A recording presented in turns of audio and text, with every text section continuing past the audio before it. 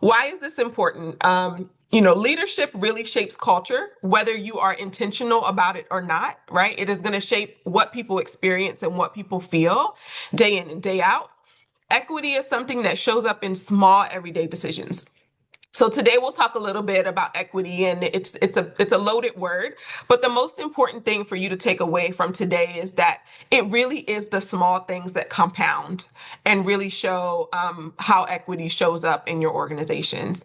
And we also know that teams do their best work when people feel seen and they feel supported.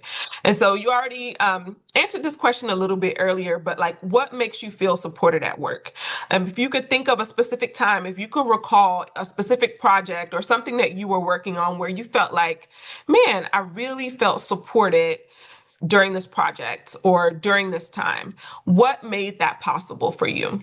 Was it the fact that someone listened to you during that time? Was it the fact that someone asked your preferences? What was it that made you feel fully supported at work?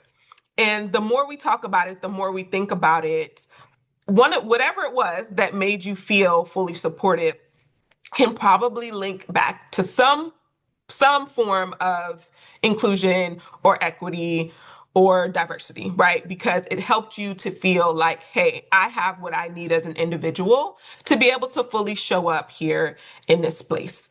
So for you all that are most of you are working in child and family serving institutions, inclusive leadership is not just a statement, but it really shapes how well your organization cares for the people that you care for, how you make decisions, and how you really deliver on your mission. And that's why this matters. In case anyone came here today not completely sure why this is super important.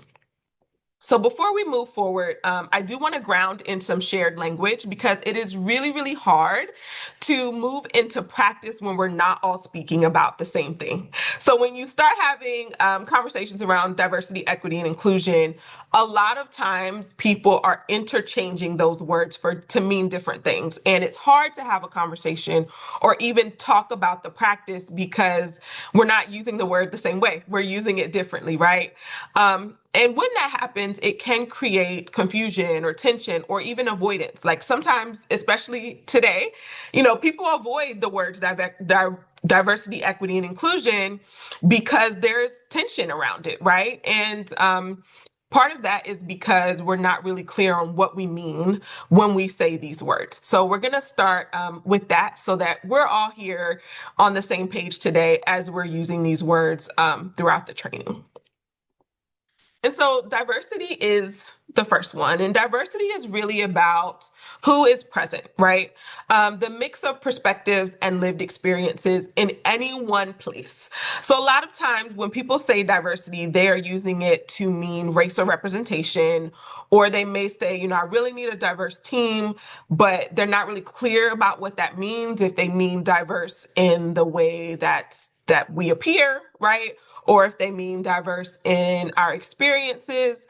And a lot of times when people say diversity, if we're doing grant applications or, we're engaging on a program, when we say diversity, it means a numbers-based goal. So they're looking at how many people do we have that represent this or that, or whatever the case may be. And a lot of times, when we define diversity that way, we don't allow for real diversity in the space. And when I say real diversity, it means a mix of not just the people and the way that they identify, but also their perspectives and their lived experiences as well. So today, as we're talking about diversity, we are talking about who is present and whose perspectives are included in a space. Sometimes you can look at a team and everyone on that team may identify as female, right? But it doesn't mean it's not a diverse team, right? If we can have diversity in age, we can have diversity in experience, in education, in lived experience. We can have diversity in, what we practice at home, spiritual practices, languages, all of those things contribute to diversity. So sometimes we really oversimplify the term diversity and people end up not engaging with it on a high level because they are really only using it to represent one thing. And the reality is diversity is really about the measure of a difference in a group. So who is in the room? How can we measure the difference of those individuals in the room? And are those perspectives present? So are there any questions about diversity before we move forward? Anything that I can clear up? Any thoughts, questions, anything that you would like to add?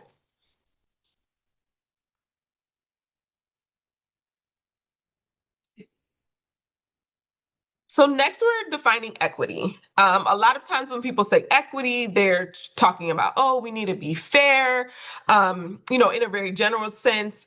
We need to make sure that everyone is treated the same. Or maybe they're saying, this is our commitment to equity, but it's super vague. It's like, oh, we have this commitment to being an equitable workspace. Okay, well, what does that mean, right? A lot of times people use equity and equality interchangeably, and the reality is they are two different words. So, equality is really about distributing the exact same resources and opportunity to everyone. Equity really helps to understand and recognize when you practice equity that we all start from different starting places, right? So if you look at this image of the bikes, this is a really, really good example of equality versus equity, where at the top, you have provided everyone with the same exact bike. We want them all to make it to the finish line. And so we've given them all the same bike to get to the finish line. However, we see by that picture, not everyone is going to make it to the finish line with that same bike, right? The bike is too big for some people. The bike is too small for others. There are people in that photo who can't even engage with that bike, right? So with equality, yes, we've given everyone the same thing, but it does not mean that they're all going to make it to the finish line with that bike. Whereas when equity is present, as we see in at the bottom here, everyone got the bike that they needed to be successful, right? Did everybody get a bike? Yes, they did. But they got the bike that they needed to make it to the finish line, right? It's not the same exact bike. And that's what equity looks like in practice. So on an organizational level, when I work with nonprofits, most of them do have an equity statement. And one of the first questions that we unpack is, what does this look like in practice, right? So it's great that you have this statement, but I also need to know, what does it mean for how you support people within your workspace, right? If we are onboarding staff and we're onboarding every single person the same way, we're giving them this set of videos and we're telling them to watch all 19 videos and come back to us if we have any questions, that is not an equitable way to engage, right? Or that is not it's not an equitable way to engage. That's equality. We're giving everyone the same thing, but it doesn't mean that everyone is going to leave that process with what they need to be truly successful.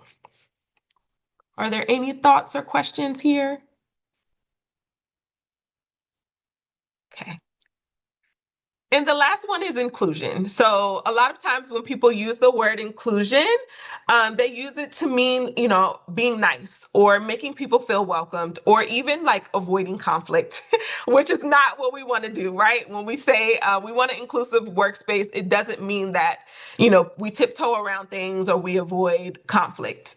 Inclusion is really about how people experience the team and whether they feel heard and able to contribute, right? In this space, we are using inclusion to mean whether people feel heard, respected, and whether they feel like they can engage on a higher level. And a lot of times we say, inclusion is not just being invited to the party, but it's also being asked to dance, being provided with a drink and with snacks, right? Like we want you to fully engage. We want you to come to the party, but we also want you to have a good time, right? We want you to meet people. We want you to engage. We want you to enjoy yourself. And that's what inclusion means. It's not just saying we're an inclusive organization or we're an inclusive team because we invite people here or people have access. It's not just about that. It's also about the engagement. So if you are working to be an inclusive leader, one of the questions that you always need to ask your team is how they're experiencing the workplace, right? And you have to make it safe for them to share it with you, right? So what do you need to be successful? How can I best support you? What has your experience been? When you're checking in at that 3 month and that 6 month and that 1 year and 2 year mark, really genuinely asking people what their experience has been like and how you can help improve it is a really good way, not just to model inclusion, but to make sure that whatever you're doing to ensure that the space is inclusive really matches what the people in that space mean. It's not enough for us to just guess how we can be inclusive. To be truly inclusive, we need to understand what people need on our teams to feel and be included. And in order to understand that, we have to ask, and we have to make it safe for them to be honest and share with us. So that's what inclusion means today as we are talking about inclusion throughout our time together.